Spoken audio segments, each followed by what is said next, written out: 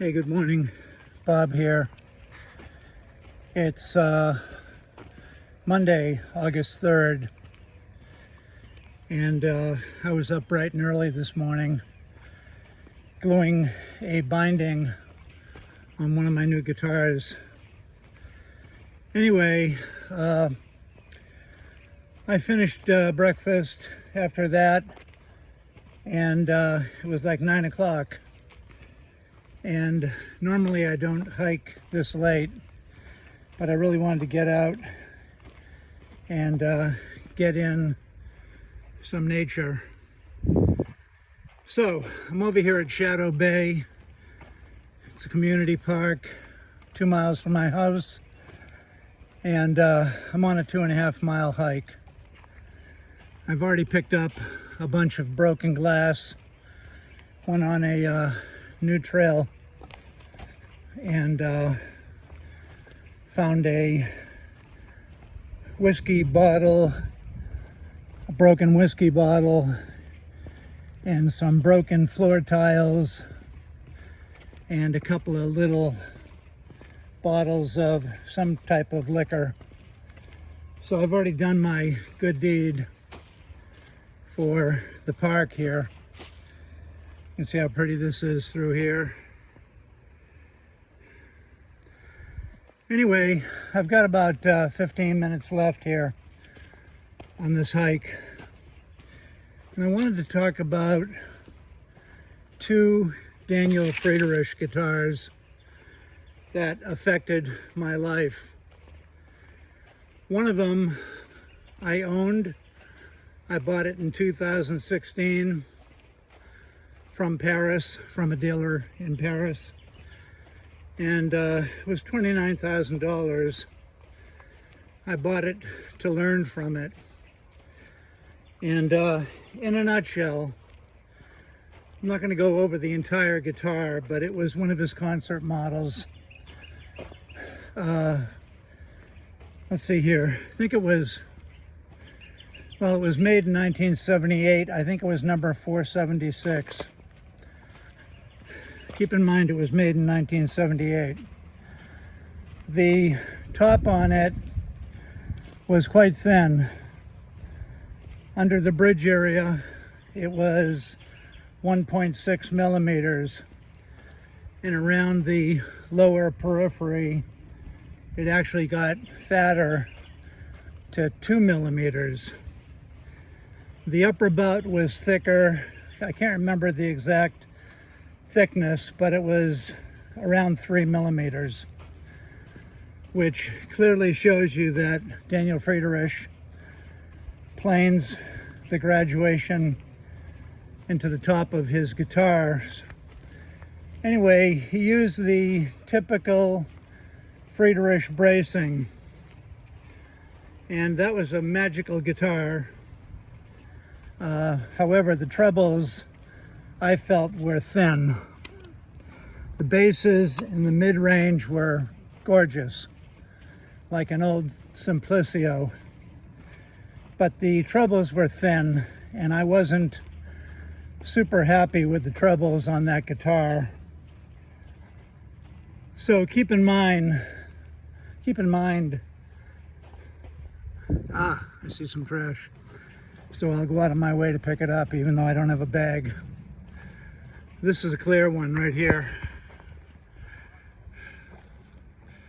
You know, you can't, I can never understand these people here. It's not even empty, but I'm going to change that right now. So anyway, I believe it was guitar number 476, 1978.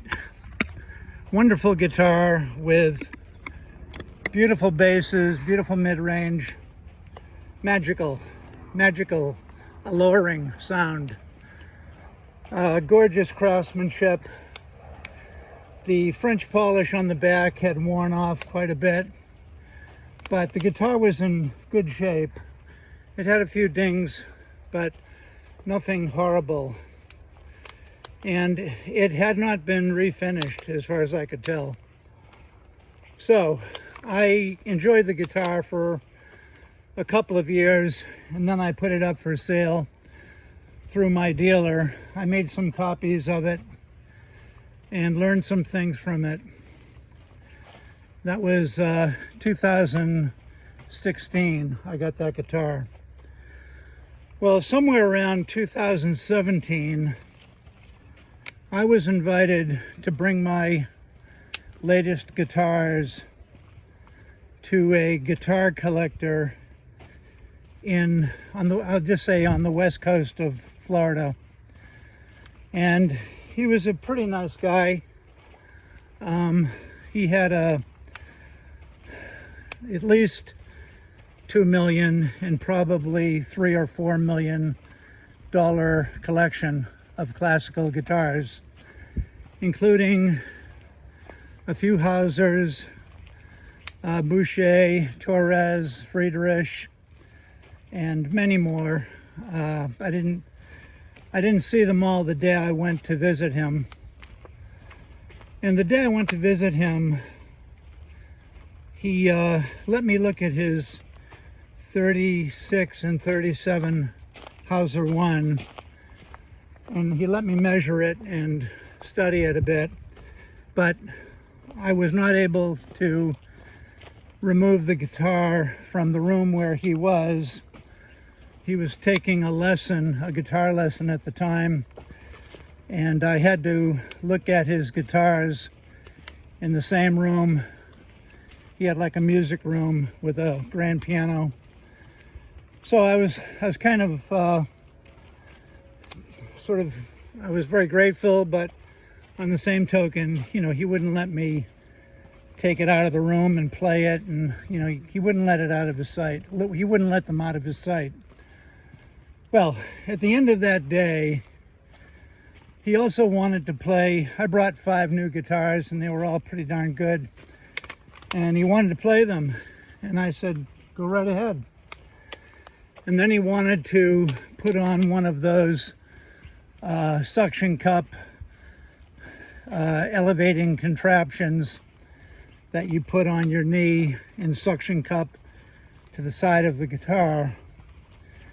And he asked me permission to do that, and I denied permission. Even at the expense of losing him as a customer, I said no, because I didn't want those suction cups on my beautifully brand new French polished guitars. So he was kind of arrogant, and he said, okay, well, I guess I'm not going to play them. And I said, okay, that's your prerogative.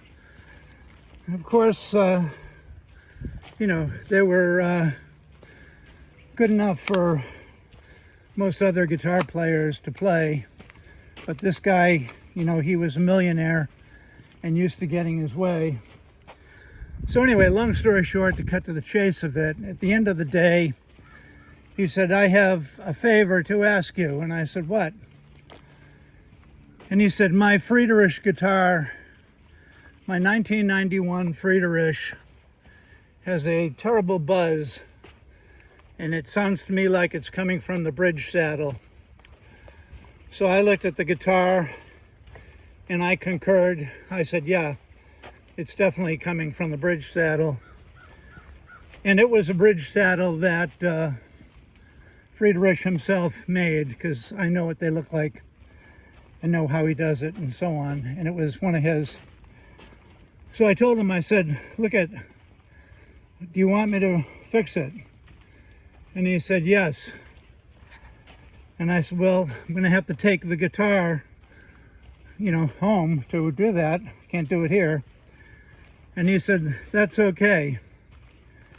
Which was interesting. He was willing to let me have the Friederich, but he wouldn't let me take the Hauser 1 out of the room he was having his guitar lesson in. So anyway, it's kind of funny, but I took the guitar home and I left 5 guitars with his teacher and his teacher's friend, who was also a millionaire and a novice guitar player, but nevertheless very interested in playing guitar. So when I got the guitar home, I made a new saddle for it. I'm coming toward the end of my hike here, so I'm going to condense the rest of this story. I made a new saddle the Desmond way, and I put it on, made a couple of adjustments. The guitar sounded fabulous. No buzzing, and everything about it just sounded incredible. So, morning. So that was cool, and I emailed him and told him that I had fixed it, and he said, well, how much do I owe you? And I said, nothing.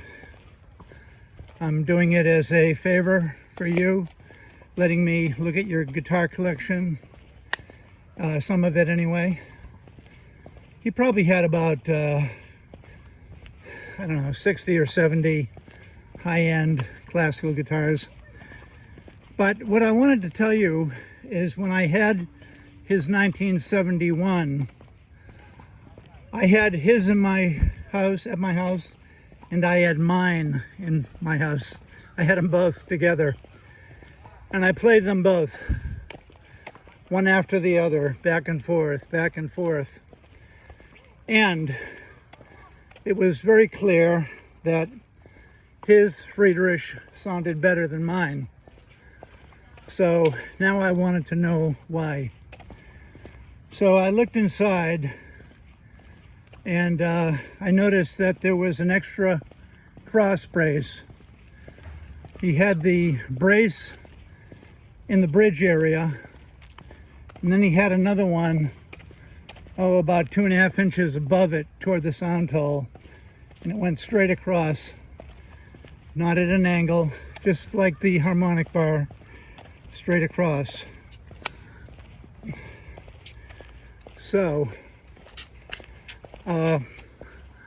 sorry, another passerby.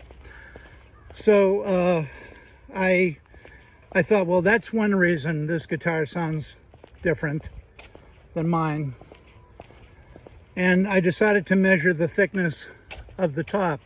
Now, mine was a 1978, and his was a 1991, 13 years later. And what did I discover? And they were both cedar top guitars. They were both Indian rosewood, back and sides, Spanish cedar neck. They were identical, really. Mine was in better condition. His was beat up a little more. So the thickness of his top was 2.3 under the bridge. Mine was 1.6 under the bridge. The periphery on mine was 2 millimeters. The periphery on his was about 1.9 millimeters, 1.8 to 1.9.